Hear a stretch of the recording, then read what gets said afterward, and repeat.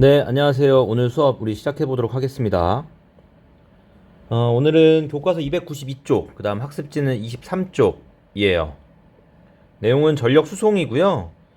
지난 시간까지 발전소에서 만들어진 전기 에너지를 우리가 가정 또는 산업시설에서 어떻게 사용할 수 있는지에 대해서 이야기하는 거고요. 그 과정에서 어떻게 하는 게 전기 에너지에 손실 없이 수송할 수 있는지에 대해서 좀 볼 거예요. 먼저 여기 보시면 이게 우리나라에 있는 발전소들의 위치, 그 다음 숫자, 그리고 거기서 발전하고 있는 용량을 표현한 건데, 수력발전은 어쩔 수 없이 내륙에 이렇게 있죠. 근데 수력발전이 아니라 화력이나 원자력 같은 경우는 요 파란색이 화력이고 초록색이 원자력인데, 대부분 다 바닷가 쪽에 위치하고 있어요. 왜 바닷가 쪽에 위치하지? 냉각 때문에 그렇죠.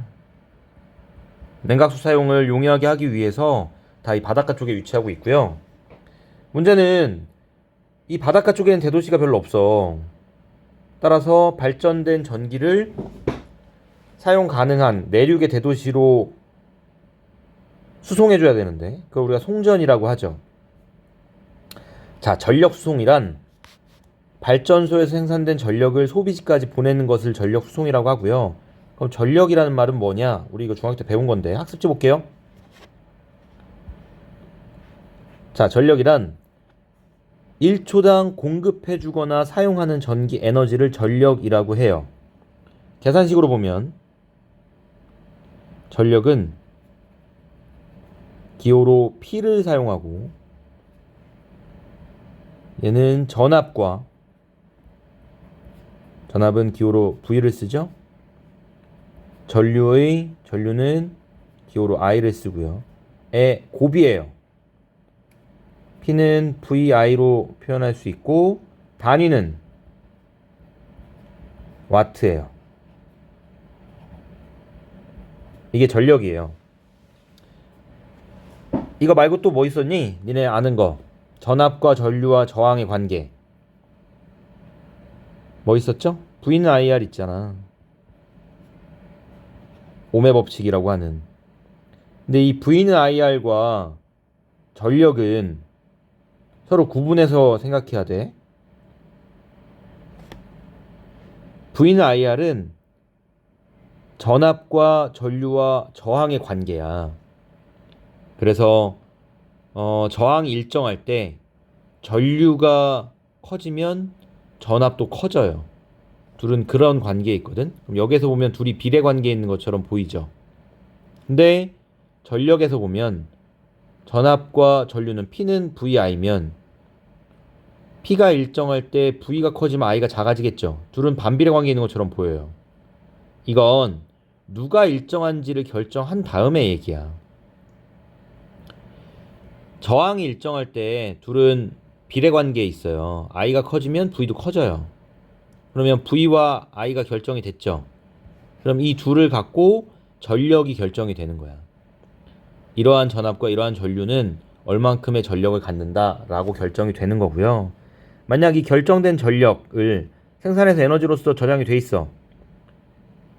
걔를 전압을 높인다면 전류가 작아지고 전류를 높인다면 전압이 작아지고 이렇게 되는 거예요.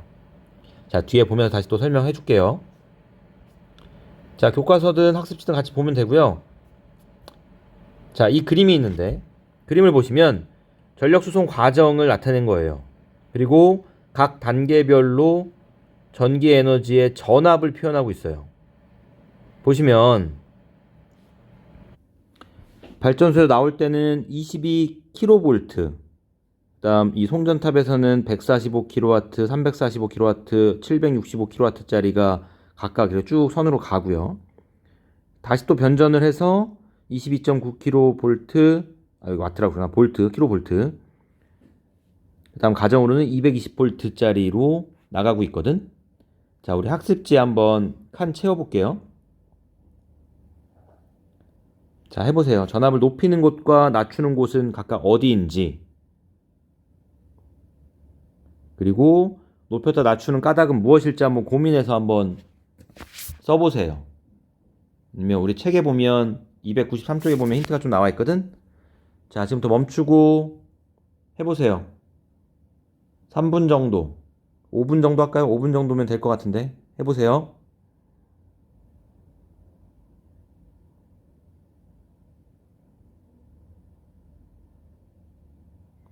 자, 다 되셨으면 같이 한번 봅시다.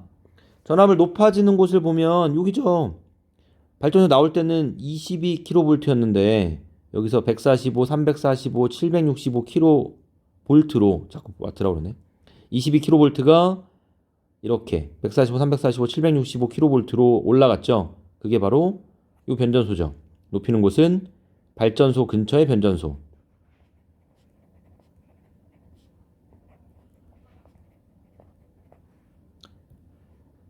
그 다음 또 높아지는 곳이 있나? 없죠. 그 다음부터 계속 낮아지기만 해요.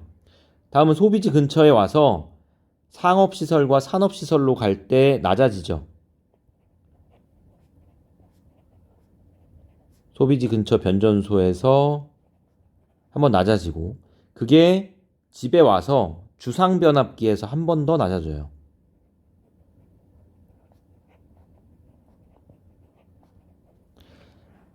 전압이 수송되는 과정에서는 계속 낮아지고 있죠. 그 이유가 뭘까를 생각해 보면 결국 송전선에 전류가 흐르게 되면 열에너지가 발생을 하는데 왜 열에너지가 발생하냐면 그 송전선에 전류가 흐를 때 저항이 생겨요. 그럼 저항은 열을 만들어내고요. 그래서 열에너지가 발생하고 에너지가 열의 형태로 빠져나가니까 전력이 손실되는 거죠. 이를 줄이기 위해서 발전소 근처 변전소에서 전압을 높이는 거예요. 승합한다고 그러거든. 전압을 높여서 송전하는 거야. 이유는 모르겠지만 아직 전압을 높이게 되면 송전 과정에서 그럼 에너지 손실이 적다는 얘기겠죠. 자, 이유를 같이 보면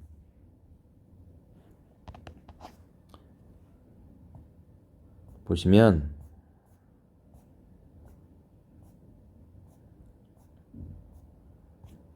학습지로 봅시다. 학습지가 또 장면이 잘 해놨네요. 자, 여기 보면 발전소에서 초고압 변전을 하고 송전선을 타라서 이동을 하는데 이동할 때 송전선은 저항이 작은 알루미늄으로 되어 있지만 길이가 매우 길고 또 많은 전류가 흐르기 때문에 일부가 열에너지로 손실될 수밖에 없어요. 그리고 손실되는 전력은 송전선에 흐르는 전류와 저항에 비례하게 돼요. 자, 손실 전력도 똑같이 P는 VI로 쓸 수 있고요. 그리고 V는 IR이잖아. 여기다 집어넣으면 P는 I제곱 R. 우리가 기억할 건 헷갈리니까 이것만 기억해요. 손실 전력은 I제곱 R이다만 기억하면 돼. 즉 I가 작아지거나 R이 작아지면 손실 전력을 줄일 수 있다 이거예요. 생산된 전력이 일정하니까 P값은 일정한 거야. 그때 V가 커지면 I는 작아지겠죠. 그래서 우리가 전압을 키우고 대신 전류를 줄이는 거야. 그러면 I제곱 R, 전류의 2차 항으로 들어가 있으니까 I가 작아질수록 손실 전력은 줄어들어요. 저항은 어때요? 그럼 저항은 왜 못 바꿀까? 저항도 바꿀 수는 있어요. 다음 쪽 볼게요. 근데 문제는 송전선의 저항을 줄이려면 방법은 두 가지 있다 그랬죠. 송전선의 저항을 줄이려면 저항이 작은 송전선을 만들어야지. 뭐 초전도체처럼 저항이 제로인. 가격이 엄청 비싸져요. 또는 송전선 자체를 되게 굵게 만들어도 돼요. 전선이 굵을수록 저항이 작아지니까. 그러려면 송전 탑이 엄청 견고하고 거대해져야 되고 이것도 역시 비용이 비싸지겠죠. 돈의 문제예요, 결국. 그래서 제일 간단한 건 송전선에 흐르는 전류를 줄이는 거예요. 손실 전력은 I제곱 R이니까 전류를 줄이고 줄이는 거야. 줄이기 위해서는 송전 전압을 높이면 되고요. 그럼 생산된 전력, 이 값은 일정하거든. 생산된 전력은 일정한데 전력은 V와 I의 곱이니까 V가 커지면 I가 작아져요. 자, 볼게요. 보면 내가 전압을 N배 키워요. 그러니까 전력은 일정할 때 전압을 2배로 키워. 그럼 전류는 2분의 1이 되겠죠. 그럼 손실 전력은 I가 2분의 1의 제곱배니까 4분의 1배가 되니까 손실 전력이 4분의 1로 줄어드는 거야. 그러니까 전압을 2배 키우면 손실 전력은 4분의 1이 된다. 그런 이야기예요. 이해됐어요? 자, 그렇다면 변압은 어떻게 하는지를 원리를 좀 볼게요. 이 변압기도 전자기유도 방법으로 하는데요. 1차 코일과 2차 코일의 가문수를 달리하여 전자기 유도 현상으로 전압을 변환시켜요. 자, 어떻게 하냐면 지금 철심이 있고 여기에 왼쪽은 뭐 100번 감았다고 하고요. 코일을. 오른쪽은 500번 감았다고 가정을 해봅시다. 왼쪽에서 전류를 흘려주는 거야. 왼쪽에서 1차 코일에서 전류가 이렇게 흐르면 그러면 이 전류가 흐르는 거에 의해서 여기에 자기장 형성이 되겠죠. 자기장의 방향은 전류의 방향에 따라 결정이 될 건데 이렇게 자기장이 형성이 되면 그 자기장의 변화로서 오른쪽 코일에 또 전류가 흐르겠지. 이게 전자기 유도죠. 그런데 자기장은 하나로 동일해. 이 왼쪽에 1차 코일에서 만들어진 자기장이 있고 그 자기장에 의해서 전자가 이 유도가 일어날 때 코일을 감은 수가 많으면 많을수록 전류가 더 크게 큰 전류의 값이 크게 흐르겠죠. 이해돼요? 그래서 여기에서 어떤 식들을 우리가 끌어낼 수 있는데 자, 먼저 변압기에서 전력 손실이 없다면 이거 안 주었다. 전력 손실이 없다고 가정하고요. 1차 코일에 공급되는 전력과 2차 코일에 공급되는 전력은 같아요. 손실 없다면. 그러면 VI, P는 VI니까 둘의 곱은 같은 거죠, 이렇게. 그때 전압은 코일을 감은 수에 비례하고요. 1차 코일과 2차 코일의 감은 수가 지금 100회, 500회라고 했으니까 1대 5잖아. 그러면 코일의 감은 수를 더 늘리면 지금 그림과 같이 코일의 감은 수를 1차 코일보다 2차 코일이 더 크다면 코일의 감은 수가 전압에 비례하니까 출력되는 전압은 높아지겠고요. 반대로 출력되는 전압을 낮출 때는 1차 코일보다 2차 코일을 감은 수를 더 줄이면 되겠죠. 따라서 전류는 코일의 감은 수에 반비례한다는 거야. 자, 다시 정리해 볼게요. 전력은 1차 코일에서 흐르는 전류의 전력이나 2차 코일에서 흐르는 전류의 전력이나 차이가 없어. 단 전력 손실이 없다면, 물론 전력 손실이 좀 있어요. 변환 과정에서. 그리고 전력은 P와 I의 곱으로 정의가 되죠. 요 시 전력은 전압과 전류의 곱이야. 다음 전압은 코일의 감은 수에 비례해요. 코일을 많이 감을수록 전압이 세져요. 그러니까 1차 코일에 의해서 이 형성된 자기장이 있잖아. 이 자기장을 느끼는 게 코일을 많이 감을수록 전압이 더 크게 느껴. 자, 전압이 크면 2차 코일의 전압이 더 1차 코일보다 2차 코일의 코일을 감은 수가 1차 코일보다 크면 전압이 따라서 높아지는 거예요. 반대로 2차 코일의 가문수가 1차 코일보다 작으면 전압이 낮아지는 거고요. 그다음 마지막으로 전력은 일정해. P는 일정. 이건 일정이야. 근데 내가 전압을 변화시킬 수 있지. 코일을 감은 수로 코일을 많이 감으면 전압을 높이고 코일을 적게 감으면 전압을 낮춰요. 부위가 바뀌니까. 부위가 바뀌면 I는 P는 VI에서 부위가 커지면 I는 작아지겠지. 따라서 코일 감은 수와 전류가 반비례한다. 이런 이야기예요. 자, 식으로 이렇게 표현할 수 있는데요.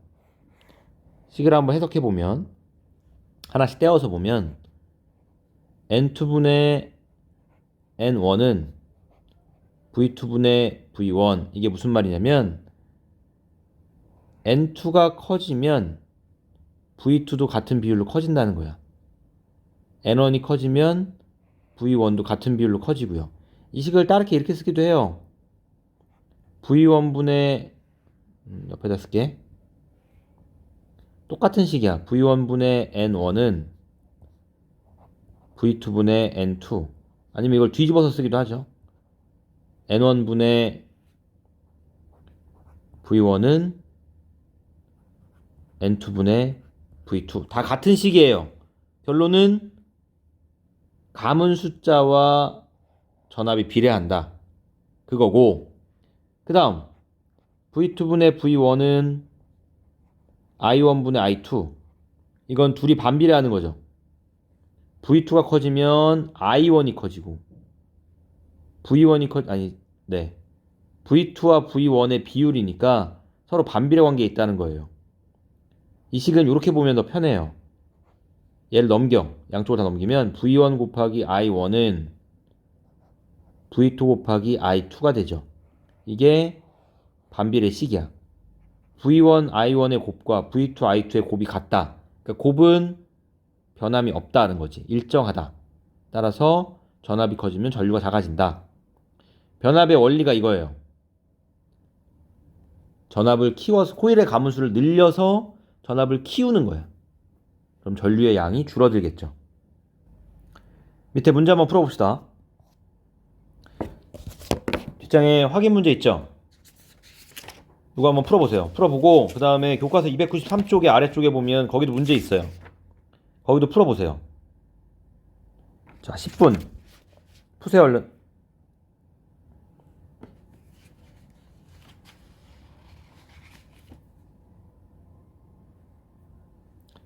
자, 다 푸셨으면 같이 봅시다. 1번 발전소에서 생산한 전력은 전압을 높여 송전한 후 전압을 낮춰 사용한다. 맞죠? 다음 송전선의 저항이 크고 흐르는 전류가 클수록 손실 전력이 크다. 손실 전력은 I 제곱 R이라고 했으니까 맞죠? 다음 송전 전압을 3배 높이면 손실 전력은 3분의 1로 줄어드는 게 아니라 3의 제곱분의 1로 줄어들어요. 틀렸네요. 다음 발전소에 생산한 전기를 변압기에서 전압을 변화시킨다. 이것도 맞는 이야기고요. 다음 2번 송전할 때 송전선의 손실 전력에 대한 설명이에요. 전류의 제곱에 비례한다. 자, 맞죠? 방금 씩 썼었잖아. 손실 전력은 I 제곱 R. 다음 송전선의 저항에 의해 없어지는 전력이다. 네, 맞아요. 저항에 의해서 열로서 방출되는 거예요. 손실 전력이 클수록 손전선에서 더 많은 열이 발생한다. 근데 뭐 말의 순서는 좀 다르긴 한데요. 열이 발생해 손실 전력이 뭐 커지는 건데 맞는 말이죠. 답은 5번이고요. 다음 송전선에서 손실 전력을 줄이는 방법으로 옳지 않은 것은 1번 전압을 높인다. 맞아요. 2번 송전선을 굵게 만든다. 맞아요. 3번 저항을 줄인다. 맞아요. 저항을 줄이기 위해 굵게 만드는 거예요. 송전선을 길게 만든다. 길면 길수록 저항이 더 많이 발생해요. 5번 전류를 줄인다. 맞아요. 다음 12번 변압기에서 1차 코일과 2차 코일의 감은 수의 비가 1대 100일 때 1대 100이래요. 코일의 수가 우리가 n을 코일 감은 수로 하거든. 이게 1대 100이면 코일 감은 수와 전압은 비례하죠. 따라서 얘도 1대 100이에요. 그럼 전압이 100배가 된 거고 P는 VI에서 전력이 일정하다면 전압과 전류는 반비례하니까 V1분의 V2는 I2분의 I1이잖아. 따라서 전압이 100배가 되면 전류는 100분의 1이 되겠죠. 답은 4번이 되겠네요. 책에 있는 문제도 볼게요.